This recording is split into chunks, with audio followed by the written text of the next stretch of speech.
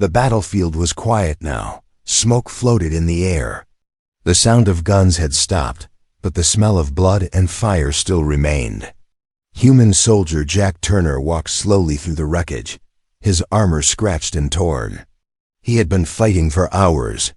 His team was gone, killed or evacuated. He was alone. As Jack limped past a burning alien ship, he heard a soft sound behind him. Crunch. He turned quickly, raising his rifle. Nothing. He frowned. He was too tired for surprises. His hand shook slightly as he moved forward. Then, another. Sound closer this time. Crunch. He spun around. "Show yourself," he shouted. Out of the thick smoke came a figure. Not human.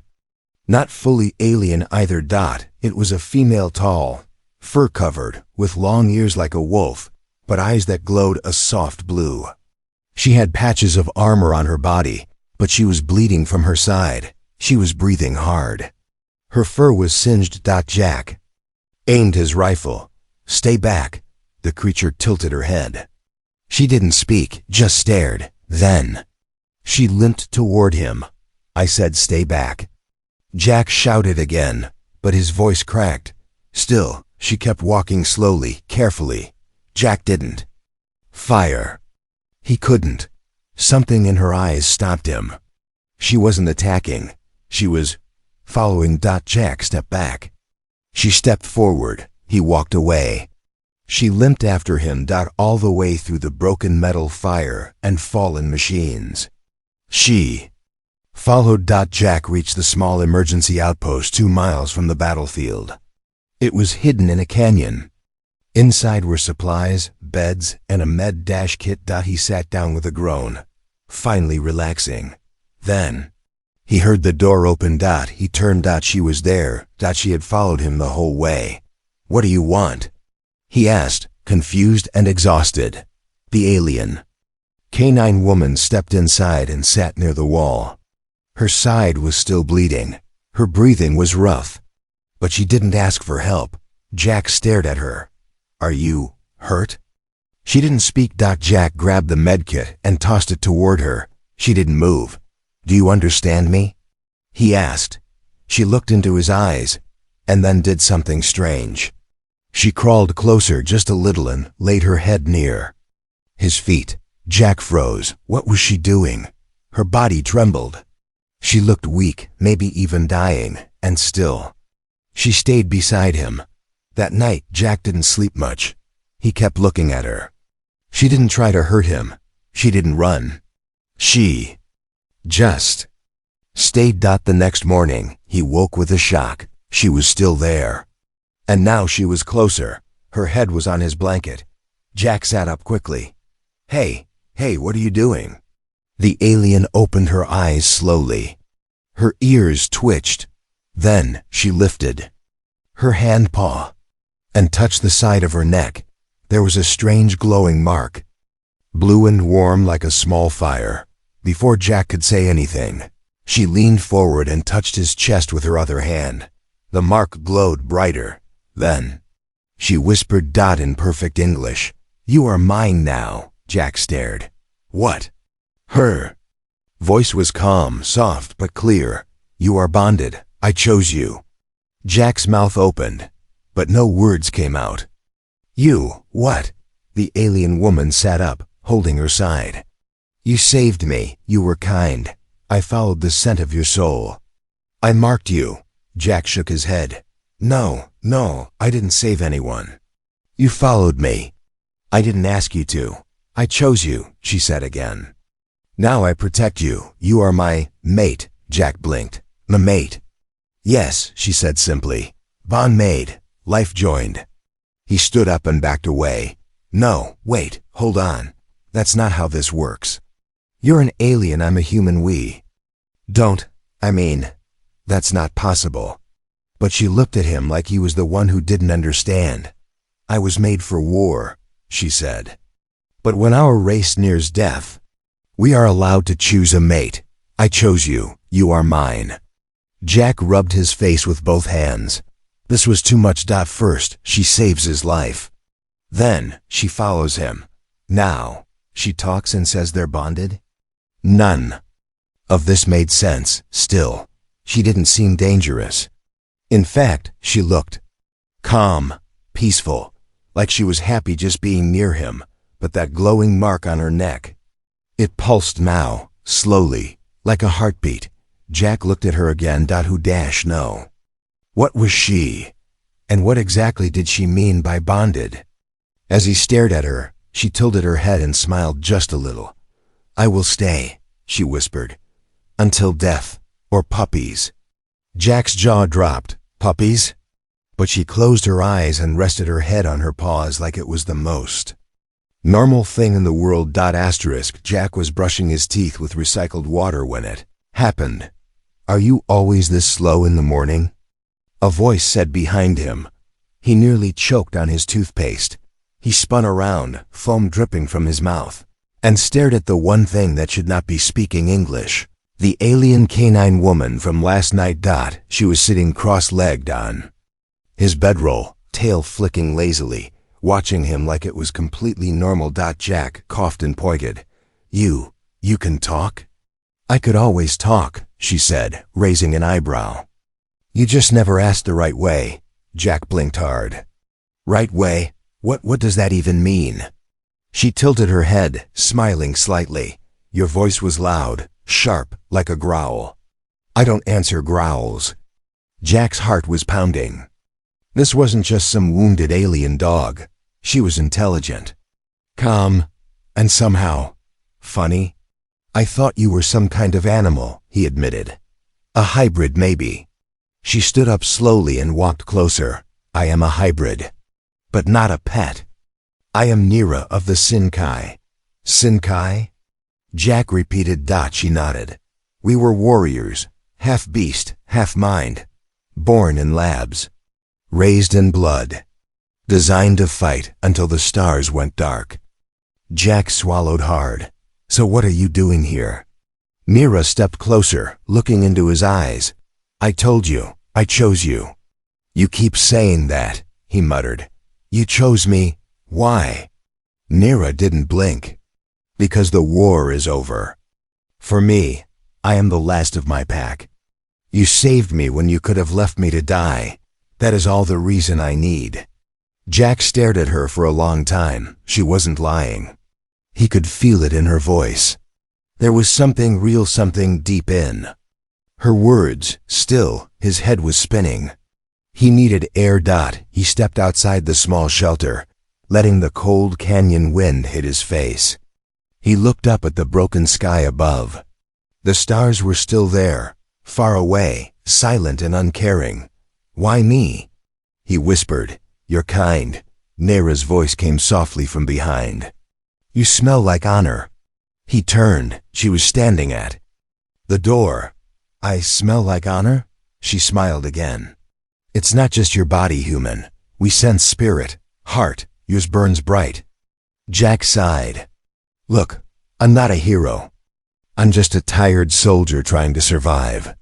Even tired hearts can love, she said gently. Jack didn't respond. His mind was a mess. First contact with aliens was already strange enough. But this? Bonded to a talking wolf woman who claimed they were mates? How was he supposed to explain that to command? That afternoon, Jack tried to fix the Cums tower. He needed to report in, or they'd think he was dead. Nira sat nearby, watching silently, tail swaying behind her like a cat. After an hour of silence, she suddenly asked, Do humans name their mates? Jack dropped his tool. What? She tilted her head. I mean, do you give special names? I would like one. Jack shook his head. This isn't.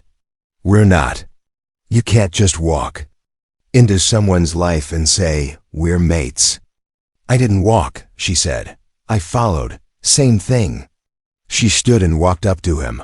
Her glowing eyes were serious now. Jack, you saved me. I feel your energy in my bones. That bond is not fake. It is real. Jack looked at her, searching for a joke. But there was none. Okay, he said finally. Let's say the bond is real. Then what? Then we protect each other, she said softly. And we prepare. Prepare for what? Nira's eyes flickered with light. For change. That night, Jack sat by the heater, trying to write a message to his commander. How could he explain this? Found talking wolf girl hybrid. She says we're soul bonded. Might be pregnant. Please advise. Yeah, no. That would not go well. He rubbed his forehead. Suddenly, he felt warmth.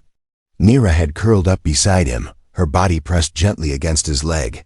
I don't need much, she whispered, eyes closed. Just don't leave. Jack looked down at her. Her tail curled slightly in sleep. Her ears twitched once. She looked so peaceful. And yet so powerful. He didn't know what this bond really meant. But somehow, he didn't feel alone anymore. And that scared him more than anything. Asterisk. The message came through at midnight. A crackle of static. Then a sharp voice. Private Turner, report to the landing zone. Extraction in 2 hours. And bring your guest. Jack froze. He looked down at Nira, who was sleeping peacefully beside him, her head resting near his boot. Her tail flicked once as if she felt the shift in the air. They know, Jack whispered. Nyra opened one eye. Good, then we can stop hiding. Jack sat up. No, that's bad. They're sending someone. They'll take you away, Nyra yawned. They can try. Jack stared at her. You don't understand. These aren't friendly people. If they think you're a threat, I am a threat, she said calmly, to those who try to hurt what is mine. 2 hours later, the dropship arrived. Dust blew across the canyon as 3 soldiers stepped out, followed by a tall figure in command armor, General Mays, known for his cold heart and perfect record. Jack saluted.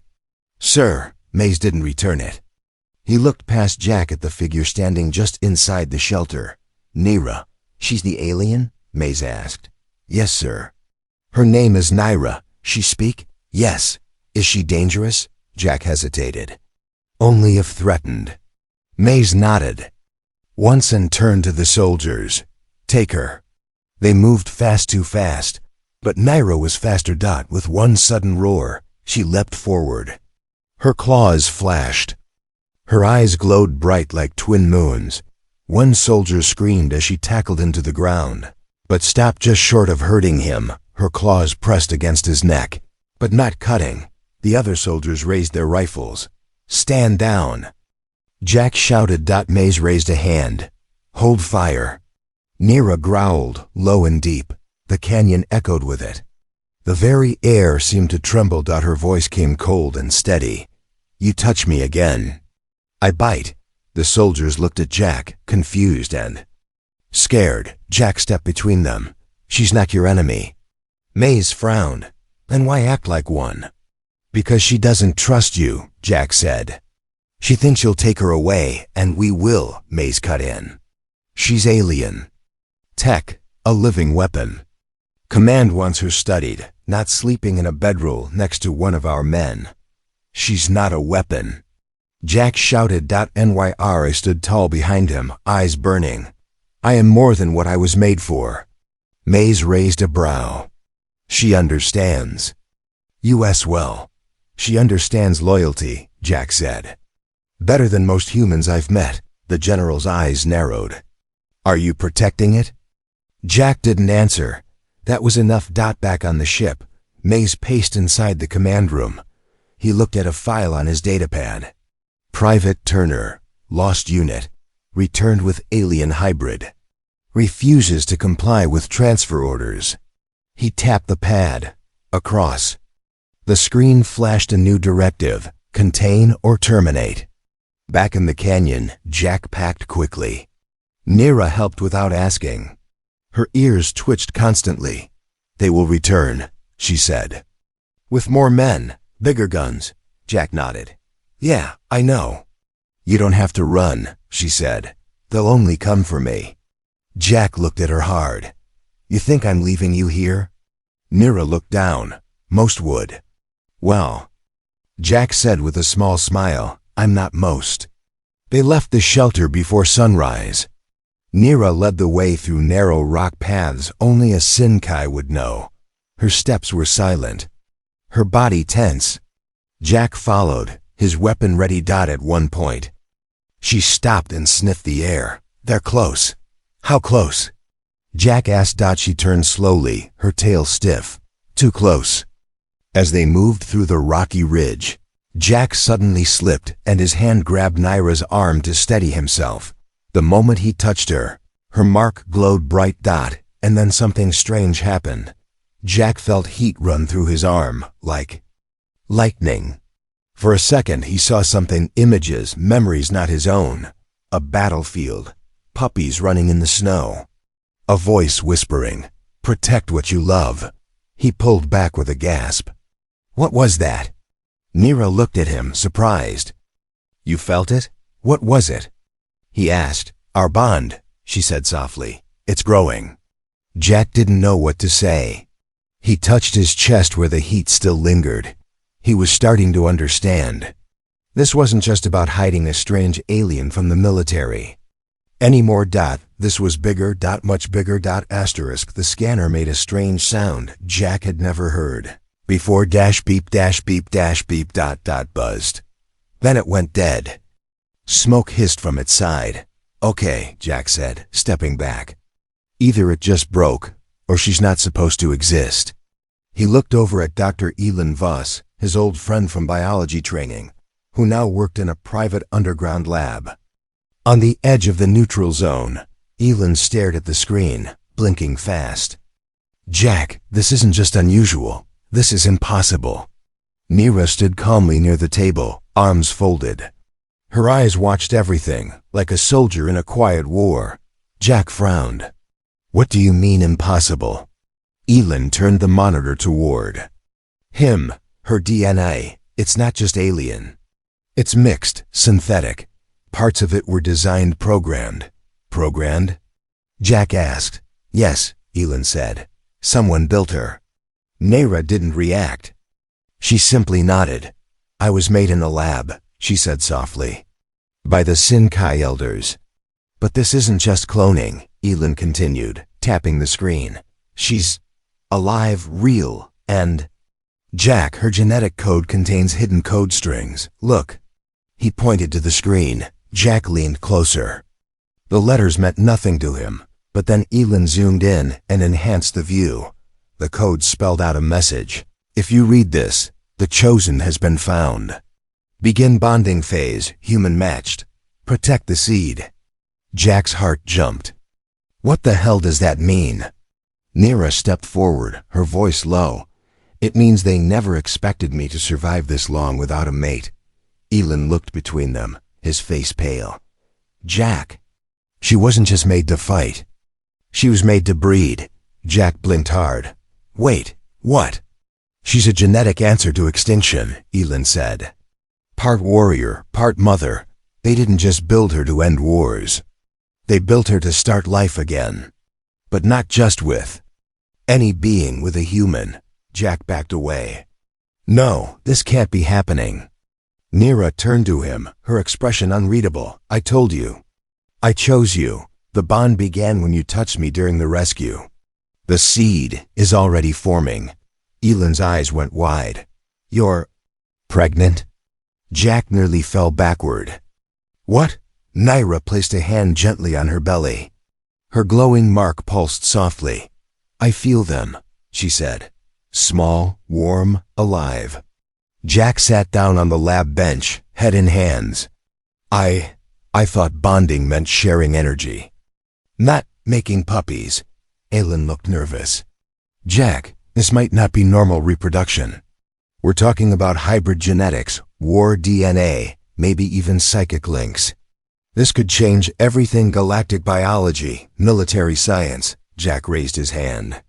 Stop, just stop. She's having our puppies? Yes, Nira said calmly. And they must be protected. Always. The lab lights flickered. Suddenly, a sharp alarm blared. Warning. Unauthorized ship detected. Lockdown initiated. Jack jumped up. What? Now? Elin's screen showed a small gunship approaching fast. Naira's ears rose. They found me. Who? Your people? Jack asked. She shook her head. Worse, the Sinkai shadows. They were sent to erase me if I ever bonded. Jack grabbed his weapon. They'll have to get through me first. Elin reached into a drawer and handed Jack a shock blade. This cuts through armor. You'll need it. The ship outside landed. Dust and wind blasted across the lab entrance. 3 dark figures stepped out, tall, armored, and silent. Their faces were hidden behind glowing red helmets. They walked with perfect steps, no sound. No fear. Nira stepped in front of Jack, growling deep.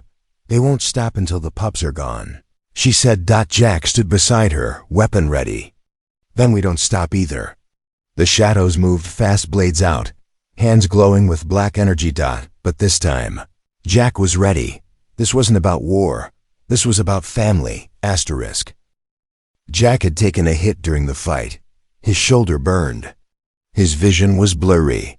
He leaned against the broken lab wall, breathing heavily, watching the smoke clear after the battle. 3 Sinkai shadows lay defeated. Not dead. Nira made sure of that. But broken, unconscious, and no longer a threat. Nira stood over him now. Her arms scratched, her fur singed, her glowing mark brighter than ever. She wasn't breathing hard. She was calm, almost peaceful. Jack coughed. You okay? She didn't answer right away. Instead, she knelt beside him and touched his face gently. You were willing to die, for me. Jack gave a tired laugh. What can I say? I'm a good guy. Naira looked at him for a long moment. Then she said it, calm, serious, soft. You should prepare, human. We're having puppies. Jack stared at her. Then blinked. Then blinked again. What did you say? Nira tilted her head as if confused by his confusion. You heard me. Puppies? We're having puppies? Yes, she said. 2, maybe 3. The bond has settled. The signs are clear. Jack stood up too fast and winced from his shoulder. Hold on. We've known each other for like a week. This isn't even biologically. It is, she said calmly. We are a perfect match. You were made of strength. I was made of survival. Together, we create balance. Jack's mouth opened, but no sound came out. He rubbed his temples like he was in a dream. This is crazy, he muttered. And we are a step closer. It is not. It is nature. Our children are growing, and they will be strong. Jack sat back down, staring at the ground. I'm not ready to be a father. I didn't even pass survival training without cheating on the test. Nira placed his hand gently over her stomach. They are already real. And they will need you, not just your weapon, your heart. Jack didn't pull away, the warmth beneath her fur. The soft thrum beneath his palm. It was real. And terrifying, and beautiful. They stayed in the lab for another day, while Elin worked to erase their digital tracks. No more reports, no more signals. The Sinkai would think they were gone, but Elin had one last thing to show Jack before they left. Come here, he said, waving Jack over to a screen. He pulled up Naira's DNA again. But this time, it wasn't the warning code, it was something else. There's another message, Elin said, hidden deeper. He played it aloud. A voice came through, female, alien, but tired and kind. To the human who finds her. Know this, she carries not just your future but ours. Protect her. Raise them, or the Sinkai will vanish forever. Jack swallowed hard. Is that her mother? He asked. Nware nodded. The one who birthed me. She died long ago, but her message waited. Jack looked at the screen. His reflection stared back at him. He didn't feel like a soldier anymore. He felt like something else. A guardian, a partner, a father. That night under the stars, Nira rested her head on his lap. Jack looked up at the sky and whispered, How am I supposed to raise alien pups? Nira opened one eye. You'll figure it out. I don't even know how to take care of a houseplant. You took care of me. Jack smiled slightly. That was different. No, she said softly. It was the beginning. She took his hand and placed it gently on her glowing mark. You are not alone now. You never will be again. Jack didn't know what tomorrow would bring. The military would come looking. More shadows might appear. The galaxy might call these children threats, but tonight, the stars above didn't seem so cold. And for the first time in a long time, Jack Turner felt hope. It started with a smell. Naira froze while drinking water from a stream. Her ears twitched. Her pupils narrowed. Jack noticed the change. What is it? She didn't speak. She stood. Slowly sniffed the air again, then whispered a word that made Jack's blood go cold. Hunters. Jack stood up, hand on his weapon. How close? Close enough, Naira said. They're not Sinkai this time. Different scent. Different purpose. She looked toward the trees. Her voice dropped to a growl. They're not coming for me anymore. They're coming for the pups. Jack felt something heavy drop in his stomach. Why? Why would anyone target unborn children? Naira looked at him, her eyes glowing faintly in the forest shadows. Because they are too strong. Too rare. If the wrong people get them, they won't be children. They'll be weapons. They ran not just to escape, but to survive.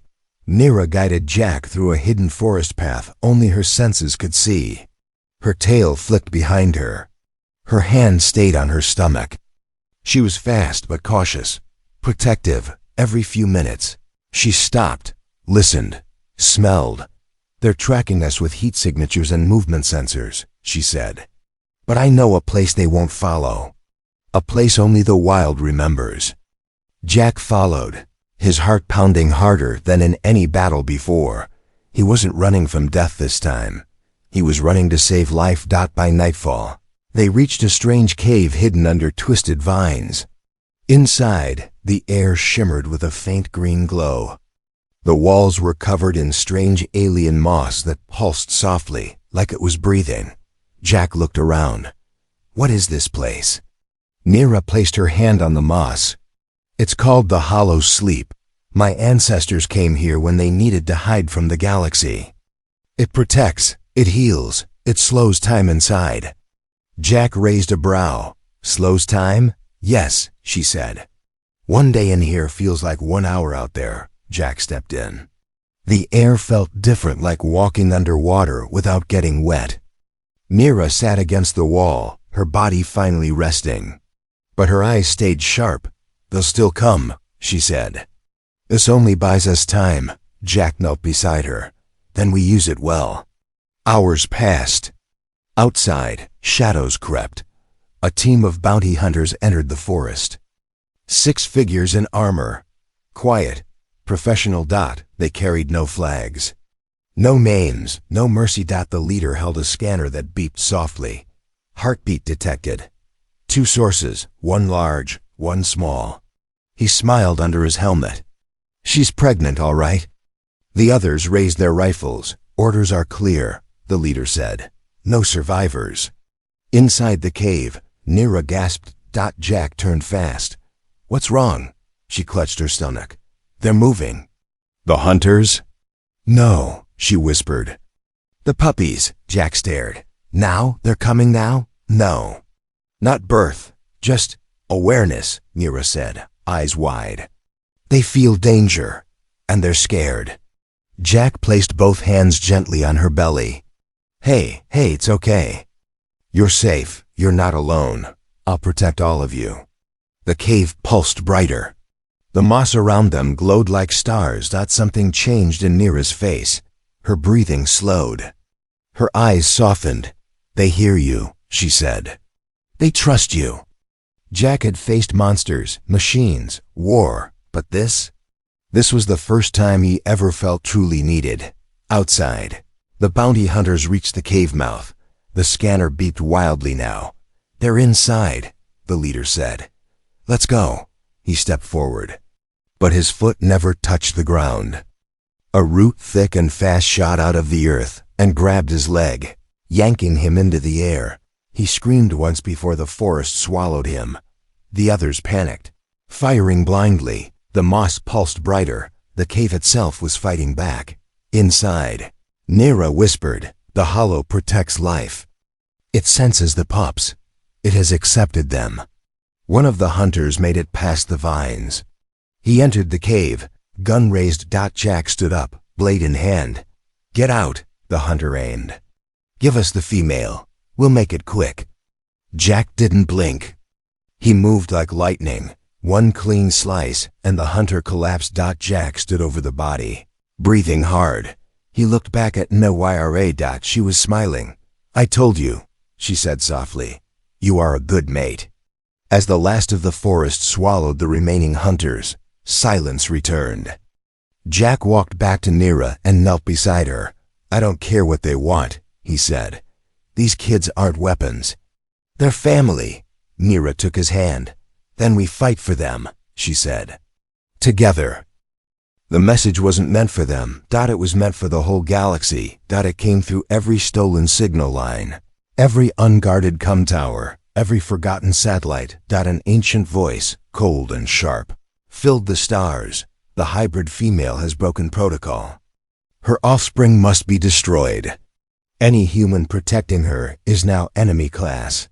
Jack and Nira listened in silence, standing together at the edge of a high cliff in the deep wild. The sky above them burned with drifting red clouds. The stars had gone quiet, like they were watching. Waiting, Jack lowered the signal device slowly. "They're not hiding anymore." "No," Nira said. "They're afraid." Jack turned to her. "Of you?" She shook her head and placed a hand on her belly. "Of them." They left the hollow the next morning. There was no more time to run. This wasn't just about staying hidden. Not anymore. This was a message. Someone had to stand. Jack put on his armor for the last time. It didn't shine like before. It was scratched, dusty, worn. But now it meant something. Not war. Not orders. Protection. Nyra carried no blade, no gun. But her body moved like a shadow. Her steps were strong. Her tail flowed behind her like a banner. Together, they marched toward the one place no one thought they'd go, the outpost tower of Varex 9. A place where messages could be sent to every corner of the galaxy at once, and they were going to tell the truth. At the tower gates, soldiers blocked their path. "State your name and surrender." Jack stepped forward. "I'm Private Jack Turner. I have classified biological cargo with me. We're not here to surrender." The captain raised a weapon. "Then you're here to die." Before he could fire, Nira stepped forward. Her eyes glowed like moons. She didn't growl. She didn't fight. She simply said, "We are family, and family does not surrender." Something in her voice shook the soldiers. One by one, they lowered their weapons. They saw the truth. This wasn't a monster. This was a mother. Inside the tower, Jack broadcasted a message across all frequencies. His voice, firm and clear, reached every human ship and alien station. "This is Jack Turner, former soldier, current mate to a Sinkai hybrid. She's not a weapon. She's a person. And she's pregnant with the first children of two worlds. If anyone tries to hurt her, you'll face me." He looked at the camera, fire in his eyes. "And I won't be alone." Outside, dropships began landing, armored soldiers, alien warriors, high-level assassins. The galaxy had sent its worst. But they didn't expect what came next. From the woods, from the caves, from across the mountains, others arrived. Old soldiers, alien rebels, forgotten friends. Even mercenaries who once hunted Nira now stood beside her. Because everyone loves a story where the innocent are protected. Because some wars aren't about territory, they're about family. When the first attack wave came, Jack stood at the front. Not as a soldier, as a father. He didn't fire first. He let them see him. Let them see the truth. Then, he roared, and the world exploded into battle. Hours passed. Smoke rose. Fire fell. But Jack never backed down. Even when wounded, even when surrounded, he had something no army could copy. Call on purpose. Behind him, Nira held their belly with one hand and swung a blade with the other, protecting life growing inside her. And when the sky cleared, when the last enemy fell, when silence returned, they still stood together. Weeks later, Jack sat under a tree, cradling something small in his arms. Two tiny pups, part fur, part skin, their eyes not yet open, their tiny breaths rising and falling gently. Nira leaned against his side, tired but smiling. "They look like you," she whispered. Jack laughed. "No way, they're way too adorable." Nira rested her head on his shoulder. "The galaxy will come again, maybe not now, maybe not soon, but they will." Jack nodded. "Let them. This time we'll be ready." He looked down at his children. "Because now I have something worth fighting for."